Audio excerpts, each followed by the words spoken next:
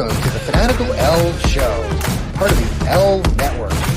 We are a bunch of wild and crazy Cleveland Browns fans, bringing you all the latest in Browns news. Tune in now.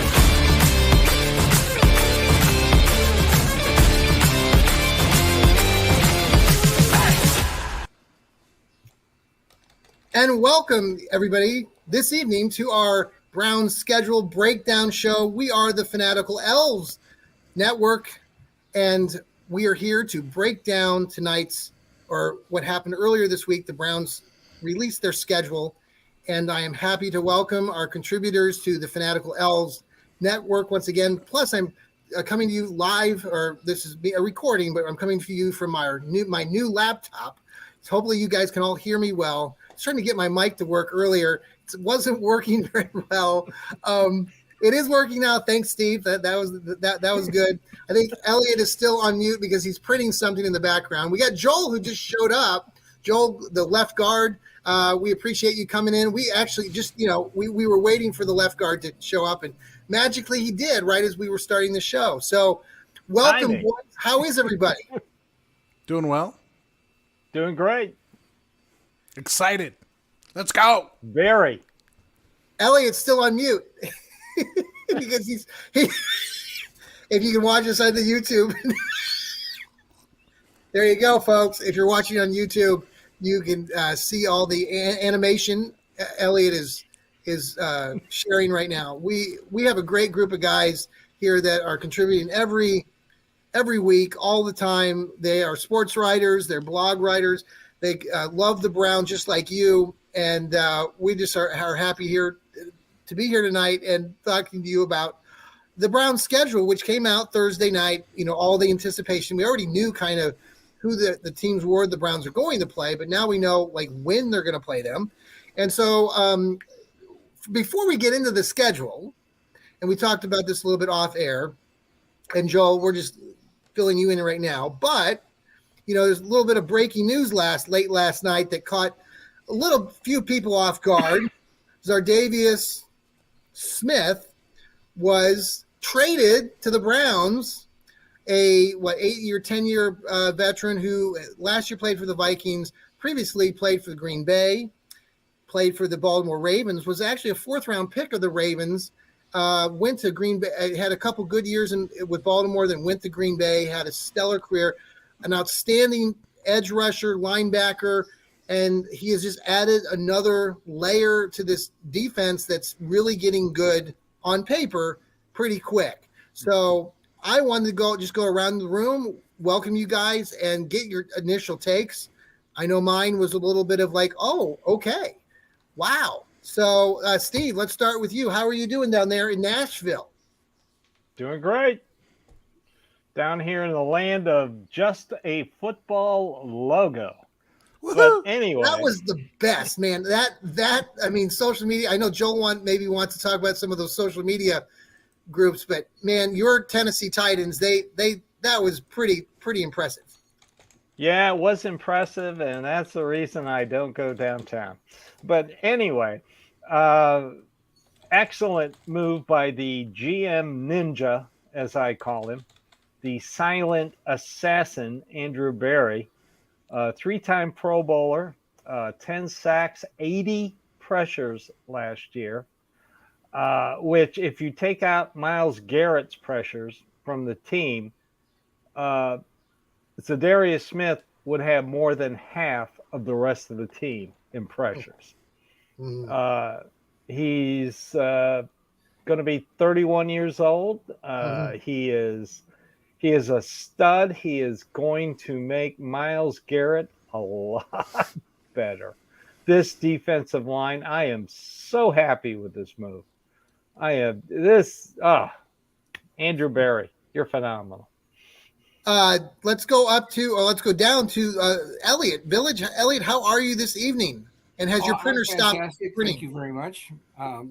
I really would like to echo Steve's comments. On the other hand, it's a double-edged sword because it's not just about how good Zadarius Smith is; it's how bad the defensive line was last season. Mhm. It was basically Miles Garrett being double teamed and the rest of the guys just Triple sort of team. standing around getting beat up by the offensive line of the opponents. The Browns did not have any threats to bother the opposing passer much at all. So that's how you beat the Browns. You double team Miles Garrett and let the other guys do whatever they want to the Browns' defensive line, and they were pretty much helpless. Yeah. And so the Browns have added very significant help on Yes. the defensive line with very credible professional linemen. And,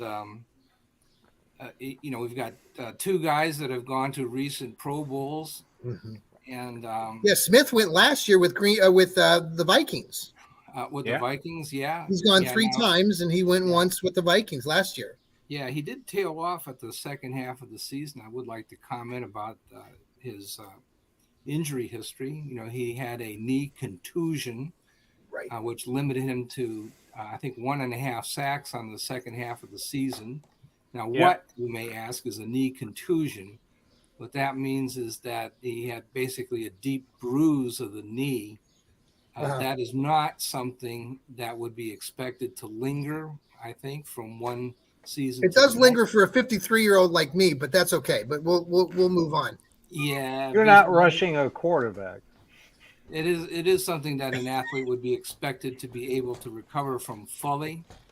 And so I think that it is a good gamble. Now, 31 years old is something that you don't recover from. And I think that the It's a Browns, 1-year deal. Browns are Right. wise to have more than one body that can rush the passer. I think that they have built a stable of pass rushers that they can afford to give, rest to their defensive linemen. And they like Right. that. It's not like the offensive line where those guys love to play every down. And so I think that, they are a threat on defense now. It's not your father's Cleveland Browns. These are different people on defense this season, and it is going to make a very large difference. And you have Jim Schwartz, who's an outstanding defensive coordinator, has a real positive reputation across the NFL for years. Getting this group of guys now to help mold them, it'll be really interesting to see what all goes on over the next several months. Joel, welcome. Howdy. How are you? I like your orange-brown shirt tonight. Yeah, I'm pimping that out. Thought I'd also go with the Peyton Manning forehead today Oh, okay, cool. instead of wearing the hat. Yeah, Just that's thought what I'd was show. different. I was trying to figure out what was going on. Yeah, I decided to show the. Well, I'm used to having my headset on, and I'm using this brand new spiffy new laptop with all these speakers and stuff. But we'll figure out how to use my Bumblebee microphone. But back to the this whole signing of Smith in the trade. What do you think, Joel? Well, I want to interject something about Elliott for a second. All right. I realized this the other night. I was thinking about Elliott. I was listening to our podcast, trying to see how I could do better. And I realized that, you ever see those Dos Equis commercials, the beer? Yes. With the most interesting man in the world? I'm telling you, that Yes. is Elliott. Elliott is the most interesting man in the world. I want to stop right there and mention, you mentioned this the other night. Like, you dated a Dallas Cowboy cheerleader? No, the Cincinnati no. Bengal Cincinnati cheerleader. Bengal Bengals cheerleader. cheerleaders. I mean, there are limits to what even I can do. So let's get serious. You're a Elliot- rocket scientist, though, Elliot. Elliott is the most interesting man in the world. They totally missed the right man on those Dos Equis commercials. Every time I see those commercials again, I'm gonna have this image of Elliot. This is Elliott. Elliott is the most Yeah. interesting man in the world. No, that's true. I did get dumped by a Cincinnati Bengals cheerleader. That is a true story. That's fantastic. What was her name? Can we ask what her name? Forgot. I can't remember her name, but she's Candy, nice. Tiffany. Come on now. Something like that. No, I honestly I don't remember. But Wow, that's even better. it I'm was telling one you. and done. It was one and done. I'm telling you I'll say guys, it as much. Elliot is the most interesting man in the world, and you need to let him I just would agree. be like. Don't be like me on a podcast and talk over him. I sincerely apologize when I talk over you, Elliot. Yeah, I'm telling you, I taught another Cincinnati Bengals cheerleader how to swing dance. I can say that too. it just doesn't stop. You what? Yeah, no, it's true. I was in a church group that we used to swing dance all the time, and there was a bunch of Cincinnati cheerleaders that were visiting the same establishment, Yes. and they saw us swing dancing. They said, "Oh, that's really neat. Can you teach us how to do that?" And I said, "Yeah, I can teach you." And so I did, and This is going to be we're going to have to bring you back, Elliot, just to cover this topic. It sounds like there's layers to this. Well, this was in the chapter this was one. in the, yeah. Let me by the way, I'm going to get a lot of hate mail for this. So why didn't you do it with the Cleveland Browns cheerleaders? Well, there was two reasons for that. One is that the Cleveland Browns don't have any cheerleaders. Number one, and then number two, this was in the period when the Cleveland Browns were not playing football, and then number three is we were in the I live in Dayton, which is closer to Cincinnati than Cleveland. Yeah, okay, well, yeah. Well, we'll come back to Elliot. So, Joel, what do you think about this? So here's what I can say about Elliot now. You can hear Elliot every week on the Football, Philosophy, and Rocket Science podcast. Absolutely. The most interesting man in the world. Don't miss it. It is a good time every week. And Joel, Joel is a hardworking guy on our network too. He's producing multiple shows and has What the Elf Was That show that he comes out every week, and he's had Elliot on as a guest, and they also have this other combo show together. You guys are knocking it out of the park. Really, Browns fans, please spread the word. Pass along. We have some really great content, some great guys contributing. All right, so Smith. Let's get back to Zadarius Smith. All right, so Joel actually knows something about football. So let's get back to Zadarius Smith. About this. So I think this tells me a couple things. One, I'm really happy with the move, but it also tells me they didn't get who they wanted in the draft. I think they were looking for somebody at defensive end in the draft, and they didn't get who they wanted. Okay. And spoiler for the upcoming What the Elf Was That podcast, I've done a lot of film study on the current people on the Browns roster, and I will say with some utter confidence, they need Zadarius Smith at defensive end. Or somewhere out there at linebacker, at either edge linebacker or defensive end. They need somebody else. Who do you think they were going after in the draft? Do you have an idea? I don't know. I'm not a mind reader, but I mean, I'll tell you, there's not many teams in college that run a double gap kind of scheme, and the ones that do, their linemen get drafted pretty quick. I mean, you're talking Alabama, you're talking Georgia, you're talking teams with really good defenses, and you get a double gap scheme, you really have to have your technique down. And so those linemen tend to get picked pretty quick. So, I mean, I don't know who they wanted. Third round lineman that's available that you would select at that level in the third round. Right, that's a good point. Yeah, good point. So back on Zadarius Smith. I mean, it's interesting. He spent most of his career as a stand-up, and I also think it was interesting that he's one of the few guys that I've ever seen actually flourish in a Mike Patton system. Which is weird because I've never seen anybody flourish in a Mike Patton system. So he's kind of the stand up, walk around rover kind of guy. So I would anticipate that we're gonna see lines like we're gonna see a multi scheme like you would see in New England, right? Where sometimes you're out there in a 4-3 and sometimes you're out there in a 3-4, and sometimes you're legitimately running a 4-3 and sometimes you're legitimately running a 3-4. Zadarius Smith fits perfectly as a kind of 3-4 outside linebacker, which is what he's been mostly. I would hope that the Browns would take advantage of that scheme diversity that he brings and maybe put Ika and Dalvin Tomlinson on the field at the same time, maybe along with Jordan Elliott, and just take up some space, or Myles Garrett playing the other end, the two big fat guys in the middle with Zadarius Smith on the other side, just to kind of put more linebackers on the field. Because then you could drop Zadarius Smith if you wanted. You could bring him if you wanted. It gives you scheme diversity. So that's what he brings for you. Is it? Let me ask you this. Any of you can chime in here. Is it too early? You know, every year we're Browns fans. We're Browns contributors. We follow the team. We've done this for years. Many of us. We see all these things every year. We get excited about various players that come in to the team. At one point, Baker Mayfield, Jarvis Landry, all these players that we get in the off season, but then things somehow don't pan out. So is it um, too early, or should we not be so excited because the guy is a veteran? He has had some injuries.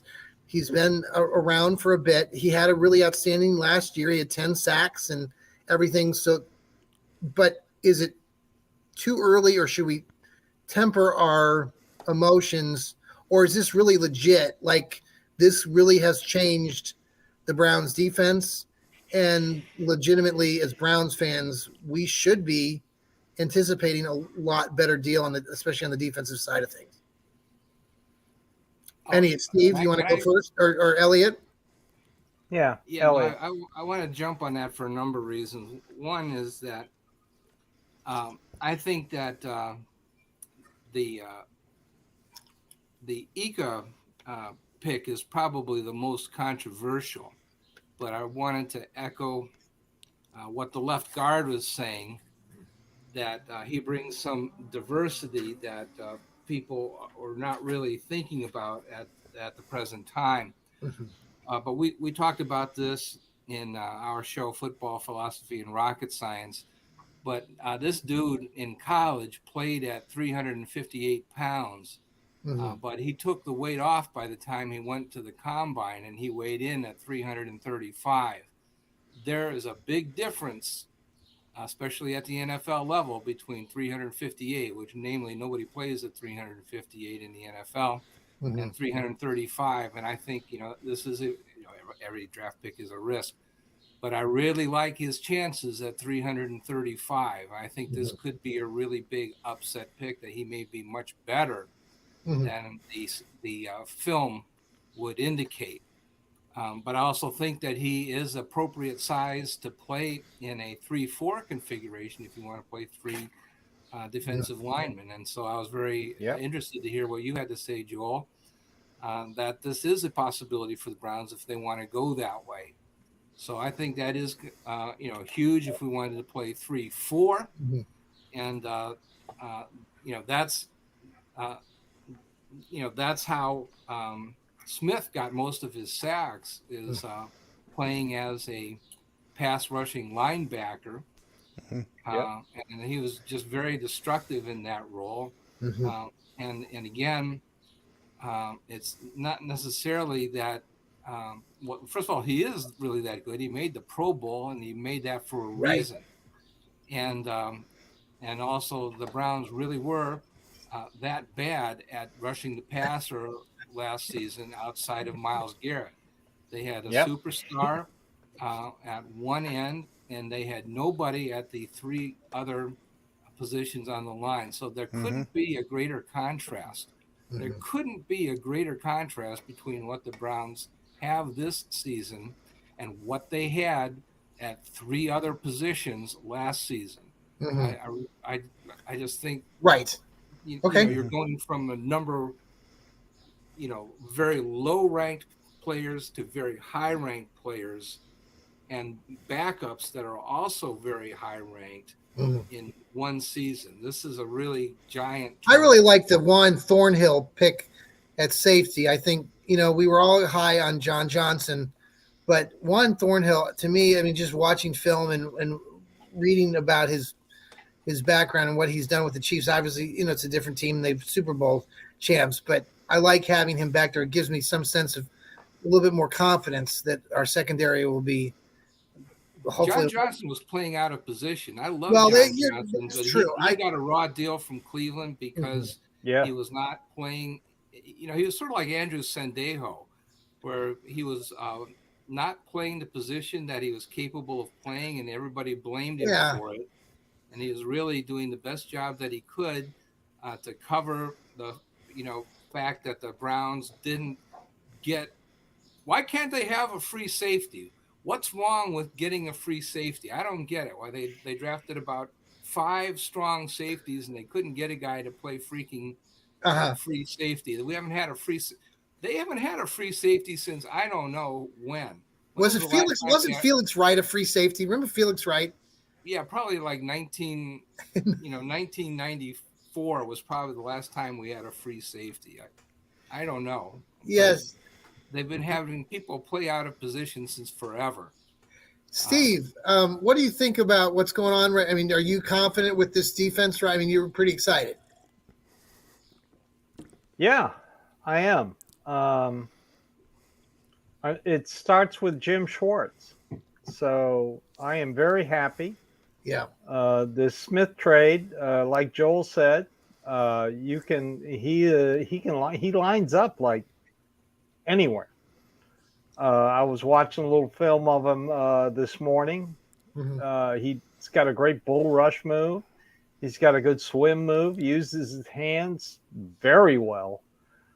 He can come in over a tackle. He can come in around, over a guard. He can come in over around a tackle. It just gives them, like Joel said, a ton of diversity. Yeah. On defense, and you got the big uglies up front in Tomlinson and You think Ika, about it, and yeah. Tomlinson and Smith were teammates last year in Minnesota. Yeah. So I am completely happy with this move. Joe, I mean, are this guy?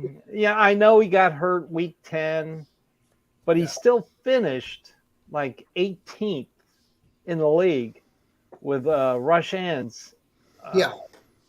So, guy's good. He's a Pro Bowl. Yeah. You can't go wrong. No. It's a one-year rental, and I'm fine with that. I mean, so the hype is really, I mean, it's not too much to be hyped up, right, Joel? I mean, you feel that same way. I'm the Debbie Downer of the group. Okay, so I now just want to say this. I want to say this about the defense. It's a new defense. Players have to learn to play together. You can put 11 all-stars on the team, but if they play like 11 individual players, you're not going to stop anybody. So people are going to have to learn to play together. If Myles Garrett does a technique, he has to understand that the tackle beside him understands what his technique is, right, and is going to use the technique based on what he's doing. So all it takes is one joker to go off and do whatever they're going to do. I mean, looking at Myles Garrett, by the way, it takes one joker to go out there and do whatever they want to do, and it's going to create a problem. So you're going to have to work that out. That's why you're hoping these 4 preseason games, you play some of these starters, get them out there playing together, get them used to playing together. So I would say curb the enthusiasm. I think it's great. I think these are great players, but they got to mold into a unit. They got to play as one out there. Right. And that has been the problem with the last defenses. They got the defensive line doing their thing, and then you got linebackers doing their thing. It's all disconnected from each other. It's all going to be connected, but you're also playing against teams that have been playing the same defense for 10 years straight. So you've got to have to find a molding time, a gel time. So if you come out thinking, oh my gosh, this is going to be the greatest defense ever, then they come out and give up 300 yards rushing, you're going to have to... You would have thought we won the Super Bowl last night. I mean, the euphoria was intense, and it's great as Browns fans, but many of us in this group have been around the Browns long enough for many, many years, and we enjoy the hype. We love the hype. We don't hate on the Browns, though some people that follow us think that we do, or me. I'll just speak for myself. Only you, John. Only me. By the way, Joe, I was talking off air, and I love Randy, but we were on Dog Pound Daily. He thinks that I hate Stefanski, and I pointed out, and we're going to get into the schedule here in just a moment, but I do not hate Stefanski, and I've talked about him positively. I've written several articles, in his case. Anyway, we'll get into that. By the way, we're going to go ahead and take a break real quick, and we come back from the break. We're going to dive into this Browns schedule, and I want to go around the room and get everybody's take. What some of the highlights of the season are, where you think there are issues, And we'll be right back again. This is the Fanatical Elves Network. We are part of this is our Browns schedule breakdown show. We've got the left guard, we've got Village Elliott, we've got Steve Gill down there in Nashville. We'll be right back, folks. Stay tuned. We're going to a break.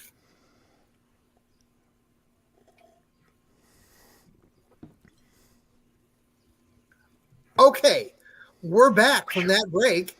That was a long break. Wasn't that a long break? I always wondered, when you back in the day, you guys grew up, we would watch those game shows, and it was always funny to me as a kid when you learn that, they do the Family Feud or The Price is Right, and they'd have all these shows, and to find out that they were recording these shows back to back to back, I thought, wow, I never what a concept. As a kid, you're like, oh, this is so cool, they had the show, and then you find out that they actually would record these shows one after the other. That's anyway, that's kind of like our break. So okay, so we're gonna go into the schedule right now, and the Browns. It's an interesting schedule. It's supposed to be the 7th easiest schedule, but there are a lot of unique things I wrote for Northeastern Sports Insiders today about some of those unique things, and just throwing some things out there first, and then I'll let you guys kind of chime in. The Browns open the season against the Bengals. They end the season against the Bengals. They play all 3 division opponents within the first 4 weeks. They have a Monday night game in week 2 against the Steelers. I did even share out, I thought it was funny, listening to Rod Bloom, who also has a contributor here to Fanatical Elves Network, has his Browns Blitz. He mentioned in his podcast with his brother Jeff the other night about, it was funny because they were recording while the schedule was being released as well. And when he saw that the Pittsburgh game was being a Monday night game down there, he made some offhand comment about you could take anybody in the crowd and put them on the field and they'd still beat the Steelers. They'd still beat the Browns in Pittsburgh. And then the guy that was on their show, who's a big Jets fan, a big following there in New Jersey, I don't know his name, Alex Cuesto, he said, spoken like a true Browns fan. And so, but then they have a West Coast trip where they go out, they play Denver, and then go out to play the Rams. They also have a trip out to Seattle, which, Joel, I mentioned off air, and we can get back to this later, but the Browns have only gone out to Seattle 3 times in the last 30 years, dating back to 93. They've lost all 3 games. The last time they played them out there was in 2015. Johnny Manziel got him a touchdown throw and a touchdown pass to Gary Barnidge, but then they floundered and he fumbled. He had an interception. They lost 30-13. The other part of this schedule that I thought was interesting, and we spoke about this the other night when the schedule came out initially, was that they go out, or they have a home game on a Thursday night against the Jets, and Aaron Rodgers after Christmas on a Thursday night, which I just think is stupid, but it's a money-making thing for the NFL. And it's just the dead of winter. It might be 20 degrees out here in Cleveland. So those are some of the things that I have spoken about in writing so far, but just kind of wanted to go around the room. Steve, you want to start off for us? What are your thoughts, and have you had a chance to look at some different things, and what's your initial take? Well, first of all, if we need to curb our enthusiasm, that means we might be pretty good. But anyway, I kind of like I'm starting to see what Joel said while we were filming live. I mean, yeah, the first part of the schedule is kind of brutal, but if they take advantage of this, they control their destiny right off the bat. I mean, you're talking, through week 7, 4 home games, 1 bye. They take 2 road trips for a combined 135 miles, 2 Pittsburgh and 2 Indy. They can, and they get out fast. They control their destiny. Mm-hmm. And also the first part of the schedule for the coaching staff should get the attention of the players. They're going to come in here, like Kevin Stefanski said, they are probably, I think he said they're the only team that plays all their division rivals in the first 4 weeks of Yes. any other NFL team. That's because hold on. That's because the rest of the division play each other in week 5 when we're on a break. All right. Like everybody gets everybody by week 5. Right. But if this coaching staff can get the attention of their players with this first part of the schedule. Yeah. If Joe Woods was still defensive coordinator, I'd be terrified. But Jim Schwartz, I think, will say, hey, guys, you're starting out against the Bengals and the Steelers. See, this is why I'm excited about Jim Schwartz the most, because I think that he's a legitimate I am too. defensive Big coordinator. key pickup. Big key. But Huge. like Joel says, it's going to take time I know. mold Luckily, these guys. he's got 4 preseason games. That's another good take there too. Yeah, you're right, because that is an extra opportunity to get extra. So I still don't understand the Thursday night game against the Jets. You go to Houston 4 days later, you got to come home and play Aaron Rodgers and the Jets. I just don't get that.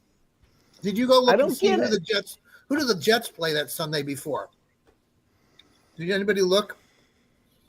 No, I haven't. Okay. They'll probably be on TV though. I think the Jets are on TV all 16 weeks. I laugh Prime in your time. general direction. I'll take a look at it. I'm Aaron pulling it up Rodgers right is now. not gonna show up Elliot, back. what are you thinking so far right now? Just initially, Steve, did I cut you off? I'm sorry. Did you? No, I'm okay. good. Elliot, thoughts on the breakdown of the schedule? First of all, I totally disagree with Joel on the level of optimism, but I think it's relative. I'm very, very optimistic, but my idea of optimism means that we might not go 0-17 this season. So I'm very, very optimistic. We laugh, but we've been down this road twice. Man, That's why we laugh, because we've been down this road, and it's either that or we're crying. I'm the only one that's old enough to remember Jim Brown as a player. I'm old enough to remember the Browns as world champions. I do. But I'll tell you something else that I'm old enough to remember, and that is the aging process. I very much doubt whether I remember what it was like to be age 41, and the wonderful New York Jets. The Jets are, they are called the Kim Kardashian of the NFL for a reason. And they are playing Washington before they come at Cleveland on Thursday night. And they got a 41-year-old quarterback. And my belief is that, generally speaking, teams with young quarterbacks play better and better as the season progresses, and the teams with old guy quarterbacks play worse and worse. Yeah, see, I don't even think there's a chance. I mean, there's a legitimate chance that both Deshaun Watson and Aaron Rodgers and half of both teams aren't going to be available to play by week 17 on a Thursday. Watson's not an old guy. Watson will be fine, but I would, if I were making a book on these games, I would give Watson a very high probability to show for this game. But I think that Aaron Rodgers' probability to be able to, number one, show, and number two, have a good game at age 41 with 4 days rest. It's a good point. December the 28th, after he's playing on Christmas. Now they finished the season against New England, so this is kind of a catch me game for the Jets too, because they're going to be good point. I don't think this is a bad deal for the Browns. I mean, I don't really like the idea of Thursday nights football. Have they had a late Thursday night game this far into the season? It seems like No, this Thursday night on a week. This is every year they do this. It's They do it on. I Okay. think if the schedule maker had any brains, they would schedule a bye week after a Thursday night game. This is a no-brainer. The NFL should simply extend the season. Everybody would like it if they had a 20-week-long season and just give teams an extra bye week, and they could work it in very easily so that they could have Thursday night games followed by a bye. It's very simple. Just hire me. I'll tell you how to do this stuff, NFL. This is simple. You don't need a rocket scientist to figure this stuff out. Good. You'd have to add. Listen to Elliot, folks. You'd have to add a game. Pathetically simple. But anyway, Elliot is getting wound up, man. You're pissing Elliot off right now. Come on now. Well, I'm not a New York Jets Elliot's fan getting by upset. any stretch of the imagination, but this is not going to be easy for Aaron Rodgers to do. You're going to find out just exactly what happens to a 41-year-old body when you ask it to play 4 days after a major, the Washington, whatever they're called, the commies or whatever they're called, they are going to have a hard time with that team on December the 24th, and then to come back against the Browns on December the 28th is not going to be easy. They are going to find that out. And I don't think it's going to be a good experience for the Jets. I would make the Browns be the favorite in that game well in advance. That's just my opinion. The most interesting man in the world, people. Right there. Well, you asked me for my opinion. That's my opinion. There it is. I'm not going to. We appreciate you, Elliot. On the December 28th. Not going to skirt it. I don't disagree with you at all. I think I don't either. I think I'm very optimistic. The Browns are going to go 1-16 at least. If we go into that game winless, I think that we can look to stop the losing streak against the Jets. That's the criteria. That's the criteria now for what if we're going into week 1 and we're winless, can we beat this team to not go 0-17? That's like the new criteria for schedules. Well, Joel, stop the losing streak. Wasn't it against the Jets that Baker? Yes, it was week 3. I mean, it was euphoria in that stadium. Yeah. I was there in person. It was the greatest moment. I mean, it was probably one of the top 5 highlights of my lifetime as a Browns fan. The funny thing is, you think like in '86, I was there when they won in that double overtime game when I was 18, 19 years old. And I'll never forget that. For many Browns fans, that was a wonderful moment. That Jets game back in 2018 was right up there. I mean, what Baker Mayfield did, and regardless of what we think about Baker right now, I mean, it was the highlight of a period of time that, I mean, I've spoken very highly of Kevin Stefanski, but speaking of Baker Mayfield, I've been very positive about him over the years too. And what he did for this organization to get them away from that 1-16 and 0-17 season needs to be credited. And hopefully over time, people will look back at what Baker Mayfield did. And I don't know how I got started talking about Baker, but I don't either. Yeah, that Jets game was really Jets, man. Yeah, I mean the Jets game, that was just craziness. That was just so much excitement. So, Joel, back to you. I want to go back to Baker Mayfield. I want to talk to you about an article I wrote on 3 years running, and that was the Browns should sign Pac-Man Jones. And Pac-Man Jones, I wrote that thing every single year that the Browns should sign Pac-Man Jones because Pac-Man Jones had an attitude. And that's what the Browns didn't have. And that's what Baker brought to the Browns. Yes, he did. And they've had that attitude since. So if you want to talk about Baker's impact, it's that whole moxie kind of attitude. Now, sometimes it leans to the whole, like, we're a bunch of jerks and spoiled brats kind of thing, and then you got to deal with those kind of characters. But that's what Baker Mayfield brought to the team that it didn't have before. Anyway, moving on to the schedule. I wish we could have gotten some teams early. Like, by the time you roll around to Week 16 on the Houston Texans, that's a lot different team than it's going to be in Week 1 when the Ravens are playing them. You know, good point. That's going to be a lot different team. Just like Elliot's saying, you get to Week 17 and Brett, I'm going to say Brett Favre.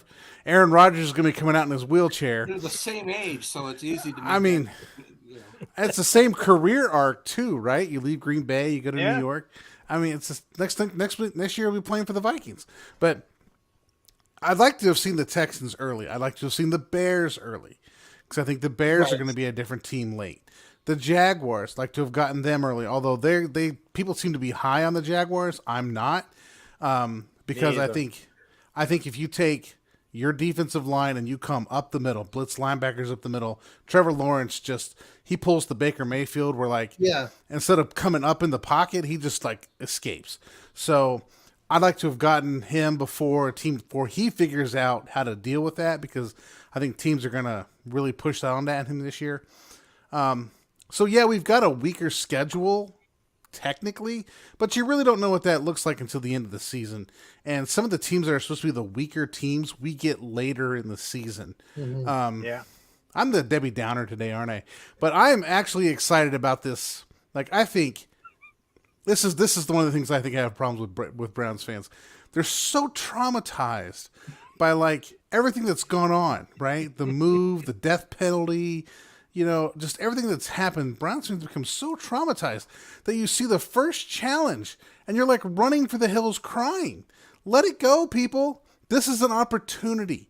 The obstacle is the way. Go get Ryan Holiday's book. I hate his appropriation of stoicism, but whatever. Go buy his book. The obstacle is the way. You overcome this first 4 weeks of the season, you are on your way. Let me ask you Yep. this. So I'm going to just go around the room. And so I wrote an article with Dog Pound Daily earlier today about the 5 biggest games on the Browns schedule. I read that. And the last 2 games, well, the number 1 was the Cincinnati Bengals game just because it's week 1 and also that they end the season. But I seriously talked about it, and I know listening to Rod Bloom on the Browns Blitz and his brother Jeff actually spoke of the San Francisco game in week 5 being potentially the biggest game of the season for the fact that we talked a little bit off air that if they struggle, and I'm being Debbie Downer like you, Joel, if they arrive at that game 1-3 or 0-4 after a bye, 49ers coming across the country, good team, and they get blown out or it's a lopsided game in the second half and they just lose, that Stefanski should be having some heat. I mean, like you said, Elliot, off air, I mean, all NFL coaches should have some heat on them. But I expressed my opinion that, again, I think Stefanski should legitimately be, concerned just because of not necessarily because he's a bad coach. I think he's a good coach. I really do. But if they get off to that slow start, what are your opinions about Stefanski? Is he safe for the rest of the season? Ultimate, or the chances are minute, or do you think that there is a legitimate concern there? Also, with the fact that they brought in Jim Schwartz, defensive coordinator, former head coach. So I'd like your opinions on that. Let's start with you, Joel, first. Okay. Kevin Stefanski will not be fired. The Browns will be morons if they fire Kevin Stefanski. I will say it on this podcast. All right? I grew up a Bengals fan because that's what my house was. I consciously made a decision to become a Browns fan in 1999. Okay? If they fire Stefanski after week 6, I'm just going to go back to being a Bengals fan. That, because to me, that will show that this regime, D and Jimmy, all of them, have no clue what they're doing. Kevin Stefanski is a tremendous coach. He's coached the crap out of backups for the last 2 years. When Baker was basically a backup quarterback playing hurt, you've got Jacoby Brissett had arguably a Pro Bowl career year for him under this tutelage. And I know people like to make fun of the whole Denny's menu thing, but every single head offensive coordinator has a big thing like this. Go pick up Brian Billick's book on how to create a game plan for an Joel, offense. I know that. There it I is. made I'm fun not of saying the I'm not pulling you out. I'm just saying there are people who come up with the Denny's menu thing. Oh, I do too. I It's- legitimately bring it up because for me it's more of a joke. But some people that Some follow people it, take this seriously. Take it seriously. Like I'm like It's just a rash of ignorance is what I think it is. And I'm not. It's a rash of ignorance. Kevin Stefanski should not be fired. Okay, should not be. He's been the best coach this team has had in probably Joe, 30 if years. you're 0 and and we 4, just need to go off it. if you come into that game 0 and 4, I'm just saying, let's just say it's 0 and 4, and then you get blown out by the 49ers. Come on, you've got to be. I mean, I don't care who you are. I mean, they're the front office. I mean, no, they're not idiots, but you go down 0 and 5, and you lose to the 49ers at home after a bye. I mean, the fans are. I mean, I know the fans aren't running the team, but that's just a bad look. It doesn't feel good. And I know this isn't about feeling good. I'm just saying, like, what do you need more? I mean, it's probably an emotional response on my end, okay? But I have seen good coaching. I have seen bad coaching. We are finally seeing a good coach who has been hamstrung from the start with a quarterback that's not his guy, that has finally just now gotten his guy. Just now gotten his guy a chance to play. It's his guy because this is the guy he's married to, right? Think of like a team comes in, they take over, they got some guy they inherited. Like, they don't want that guy. That's not their guy. Baker Mayfield was never their guy. You think Stefanski... Now they're getting their guy. Wait a second. You think Stefanski wanted Watson? Okay, I don't know this guy's head, but I'm guessing who doesn't want Deshaun Watson. Half the league wanted Deshaun Watson, knowing exactly what he was doing. Okay. Yep. Okay. Yeah. So every team that needed a quarterback wanted Deshaun Watson. We're just the ones who got him, and I think we're extremely lucky to have gotten him. And I think we're putting it together an offense for him. It's going to take time for things to coalesce.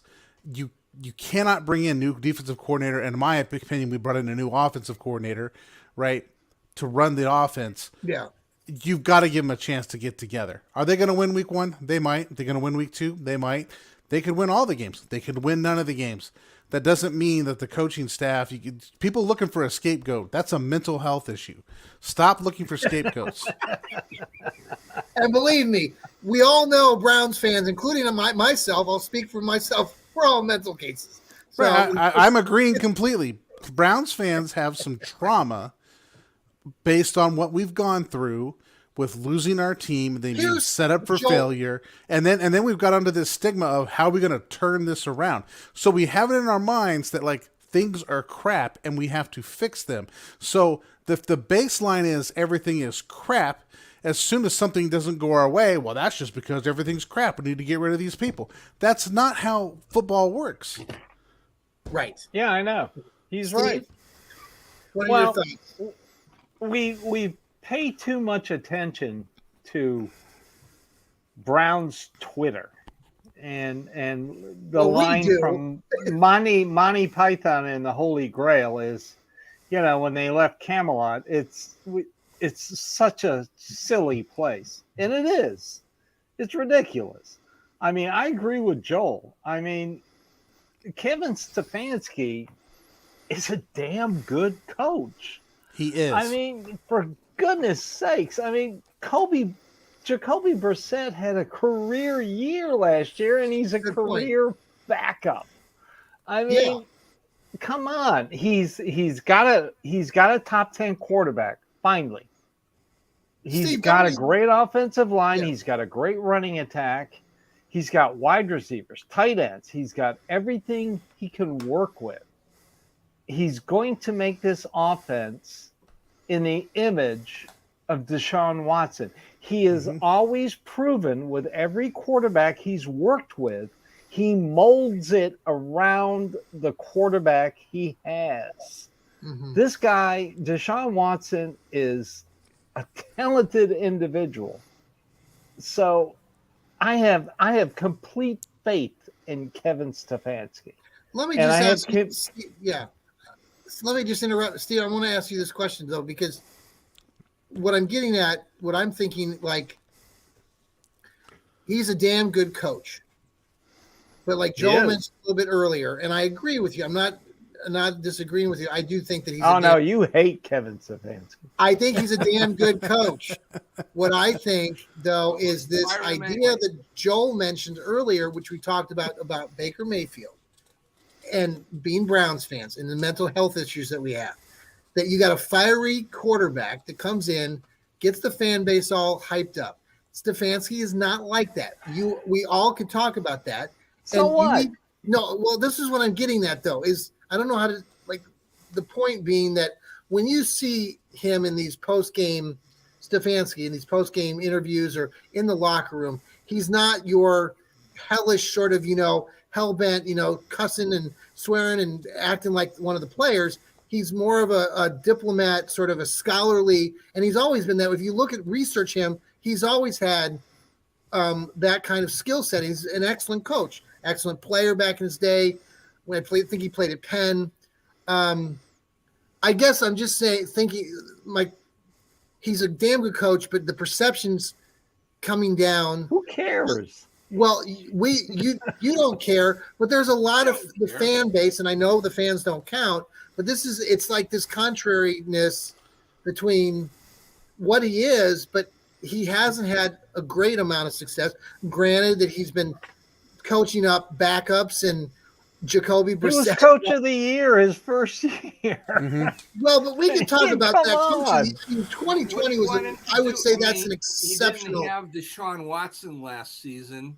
So okay. I think it matters, why, let's suppose that he is not very successful in 2023. I think it depends on why he's not successful. Like if it's because of injuries or something, and he's a few games under 500, I don't think he will be fired for that. If he goes 0-17, if he goes 0-17, he will be shown the door.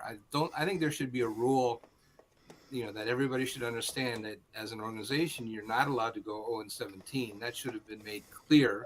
See, now Jimmy Haslam, that didn't happen, right? They kept him on, right? Correct? Mm-hmm. Yeah, that was dumb. That should not have been allowed, and that Sashi Brown should have been told that no, you cannot go 0-17 and keep your job. Hugh, you cannot do that either. Everybody is gone if you do that. I think that should be a rule in the organization. Now, anything that's 1-16 or better will negotiate, and it depends on what has happened in order to cause that hypothetical losing season. But I think that's very hypothetical. I don't think that the Browns are going to have that kind of a season. If they had massive injuries to their star players or something and they had a losing season, I don't think he'll be fired. I don't think he would deserve to be fired. I think he's a very skilled coach. And I don't, the reason why the fans want to fire him is because supposedly he makes bad play calls, which is just an excuse. The fans have to identify for me what play calls are the wrong play calls and what are the right play calls, and why don't you identify them and educate us about what the right play calls are that Kevin Stefanski needs to make, because I think that this is really that's what they say about every football coach is, he makes bad play calls, and I think that's just a pathetic, it doesn't mean anything. Now it's amplified. It's amplified now by social media. Well, and that's something we never had. They didn't score enough points to win the game. That's all that means. Let me ask you this final question. It could be other questions here, but I know some of you don't want to give me a record or a prediction, but some for various reasons. But if you looking at this schedule in general, your thoughts as far as a success. I know it's one game at a time. Steve, I thought maybe we could start with you. Where do you see this team landing by the time we get to the end of the season, or should we be speculating that far out? 1-0. It's good. I like that. See, this That's is where it. but this is where that whole 1-0 thing, we talked you talk about 2020, right? The success, 11-5. You heard, at least I heard, or maybe the fans don't want to hear it, but we heard a lot of Stefanski talking about 1-0. We heard a lot from the players talking about 1-0. And it seems like, especially last year and the year before, that sort of, did it go away or was it still there? And the media, it was still there. Okay. It was still there. It was still there. Yeah. That's one thing I think Stefanski does really well.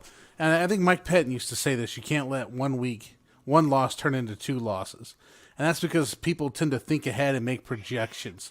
Like if you're going through this as a player, The most important opponent's the one you're studying for, the one you're preparing for. You'll worry about week 2 after when week 2 shows up. You got to worry about what's right in front of you. If you start thinking down the road and playing the scheduled game as a player, your focus isn't on the week 1, which is where it needs to be. Yeah. You need to be right focused on week 1. So I'm pretty sure we're going to hear a lot of we're on to Cincinnati all the way up through September 11th. Yeah. Because then it'll be we're on to Pittsburgh. Right. Yeah. Okay. Elliot, assessments of the season in general. What do you mean? Your expectations so far? I heard you're we're at least will be 1-16, hopefully. Well, I think the Cleveland Browns need to be focused on 1-0.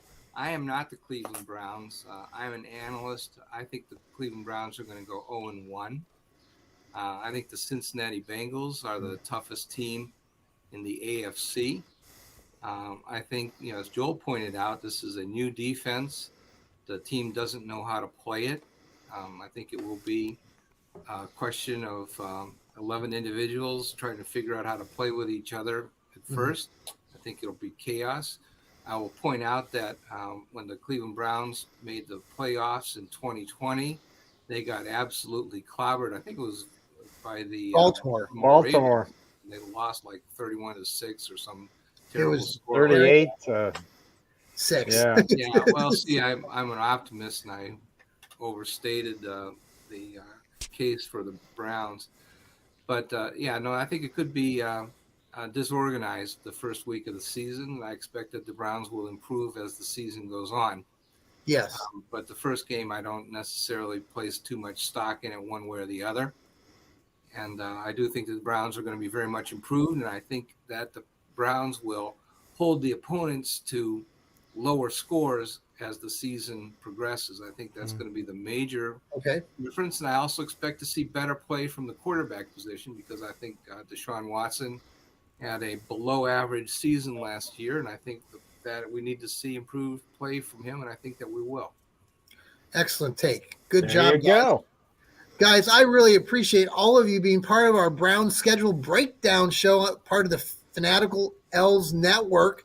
We got a busy week ahead of us. We've got Joel, the left guard. He'll be bringing you What the Elf Was That? And then he'll follow that up with his co-host. The most interesting man in the world. That's right. The rocket scientist who once dated a Cincinnati Bengals cheerleader and also helped swing dance with some Cincinnati Bengals cheerleaders. I'd love to hear more about that. Again, thank you. That's a show in itself. That's right. Steve, we appreciate you coming up to us from Nashville again. Steve is looking at starting his own podcast here in the near future as well, part of our Fanatical Elves Network. I, your host, John Suchan, have the Johnny Cleveland podcast that we bring to you. Plus, on Sundays, we'll be, again, bringing you Any Given Sunday kickoff show. That's a show that we're going to be bringing to you most kind of to set the stage for when we get into the season. We'll have a pregame sort of kickoff show prior to Browns games. And so we're doing that now to kind of highlight the shows that we just spoke of. We also have the Browns Blitz coming to you with Rod Bloom out there in Dayton as well. Joel and Elliot and Rod are all from the Dayton area. So that's kind of a unique thing about these Browns fans. And just love having these guys. I hope you, if you're a Browns fan, you're listening to us, or you're watching this on YouTube, please spread the word about the Fanatical Elves Network. Just some great content, some great things that we're talking about here. And we're just like you guys. We're Browns fans. We shoot the breeze, and, we love being there at the games, walking down 9th Street, walking down 3rd Street, going, here we go, Brownies, here we go. So, we're here with you. So appreciate your time, folks. I hope everybody has a good evening. We're going to be posting this here shortly. And tune in this week to our Fanatical Elves Network. Boys, thanks again. Take care. And we're going to leave you with some party music. You can start dancing. All right.